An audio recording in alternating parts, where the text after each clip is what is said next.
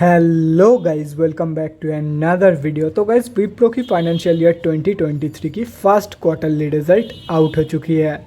तो गाइस, इस वीडियो में हम लोग यही देखेंगे कि कंपनी ने जून क्वार्टर में कैसी परफॉर्म की है, क्या क्या पॉइंट्स इंप्रूव हुई है एंड कहाँ कहाँ पे कंपनी ने डिटोरिएट की है, और कंपनी के फंडामेंटल्स भी चेक करेंगे और देखेंगे कि क्या ये कंपनी पैसे लगाने लायक है या नहीं। उसके साथ साथ हम लोग कंपनी के टेक्निकल्स के बारे में भी डिस्कस करेंगे। तो गाइस, बिना टाइम वेस्ट किए कंपनी की फंडामेंटल एनालिसिस करते हुए वीडियो की शुरुआत करते हैं। तो गाइज, अगर इस कंपनी के बिजनेस के बारे में डिस्कस करें तो ये एक आईटी कंपनी है and it is the fourth largest Indian player in the global IT services industry behind TCS, Infosys and HCL Tech. ये कंपनी बहुत बीएससी एंड एनएससी में लिस्टेड है। और अगर इस कंपनी के कुछ इंपॉर्टेंट फिगर्स के बारे में डिस्कस करें तो 2,25,956 करोड़ की है कंपनी की मार्केट कैप, 19.6 की पी है, 21.1% है कंपनी की आरओसी एंड 20.3% है कंपनी की return on equity. Last 6 months की रिटर्न नेगेटिव में जा चुकी है, नेगेटिव बाई 32%। एंड लास्ट 3 साल की जो सेल्स ग्रोथ है वो 10.4% के आसपास निकल के आ रही है। बुक वैल्यू से काफ़ी हाई में ट्रेड कर रही है, डिविडेंड यील्ड 1.46% है एंड फेस वैल्यू ₹2 की है। अभी अगर इस कंपनी की जून क्वार्टरली की रिजल्ट के बारे में डिस्कस करें तो गाइज, जून 2022 की क्वार्टरली रिजल्ट आप लोगों के सामने है एंड यहाँ पे जितने भी सारे वैल्यूज दिया हुआ है वो सब मिलियंस में है, लेकिन डोंट वरी अबाउट इट, क्योंकि मैं हर एक वैल्यूज़ को क्रोर्स में कन्वर्ट करने के बाद ही आप लोगों को बताऊंगा ताकि आप लोगों को भी समझने में आसानी हो। तो जून 2022 की क्वार्टर में कंपनी ने 16,645 करोड़ की इनकम एंड 2,216.6 करोड़ की प्रॉफिट पोस्ट किया है एंड यह है कंपनी की नेट प्रॉफिट, मतलब प्रॉफिट आफ्टर टैक्स। और अगर ये जून 2021 की क्वार्टर से कंपेयर किया जाए तो जून 2021 की क्वार्टर में कंपनी ने 14,371 करोड़ की इनकम एंड 1,804 करोड़ की प्रॉफिट पोस्ट किया था। मतलब जून 2021 की क्वार्टर की कंपैरिजन में कंपनी ने एक बहुत ही ज़बरदस्त income and profit growth post किया है इन जून 2022 की क्वार्टर। लेकिन अगर लास्ट क्वार्टर मतलब मार्च 2022 की क्वार्टर से ये कंपेयर किया जाए तो मार्च 2022 की क्वार्टर के कंपैरिजन में कंपनी ने अंडर परफॉर्म किया है इन जून 2022 की क्वार्टर। यहाँ पे आप लोग देख सकते हो, मार्च 2022 की क्वार्टर में कंपनी ने 18,918 करोड़ की इनकम एंड 5,478.8 करोड़ की प्रॉफिट पोस्ट किया था। अगर प्रॉफिट वाइज देखा जाए तो कंपनी ने हाफ से भी कम प्रॉफिट पोस्ट किया है इन जून 2022 की quarter compare to March 2022। And अगर इन टर्म्स ऑफ इनकम देखा जाए तो भी कंपनी ने काफ़ी कम इनकम पोस्ट किया है इन जून 2022 की क्वार्टर एंड ये है कंपनी की ड्यू टू हाई एक्सपेंसेस।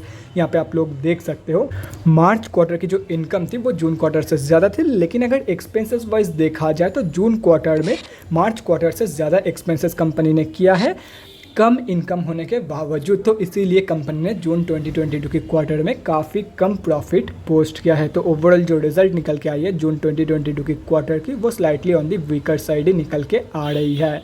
अभी अगर कंपनी की बैलेंस शीट की हेल्थ के बारे में डिस्कस करें, फाइनेंशियल ईयर 2022 में कंपनी ने अपनी रिजर्व के साथ साथ डेट भी इंक्रीज करी है, लेकिन अगर देखा जाए तो रिजर्व ज़्यादा इंक्रीज हुई है कंपेयर टू कंपनी की डेट, मतलब बैलेंस शीट की हेल्थ इंप्रूव हुई है इन FY 2022।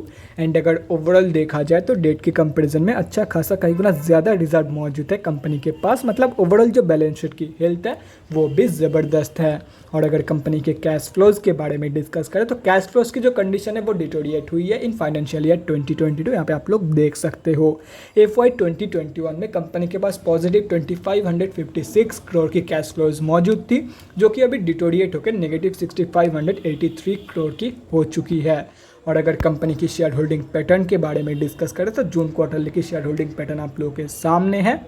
प्रमोटर्स की होल्डिंग अनचेंज्ड है, FIIs एंड अदर्स ने सेलिंग करी है, बाकी DIIs ने सिर्फ और सिर्फ बाइंग करी है इन जून क्वार्टर। और अगर पब्लिक में देखा जाए तो गाइस, यहाँ पे आप लोग देख सकते हो दो बड़े रिटेलर की होल्डिंग है इन दिस कंपनी।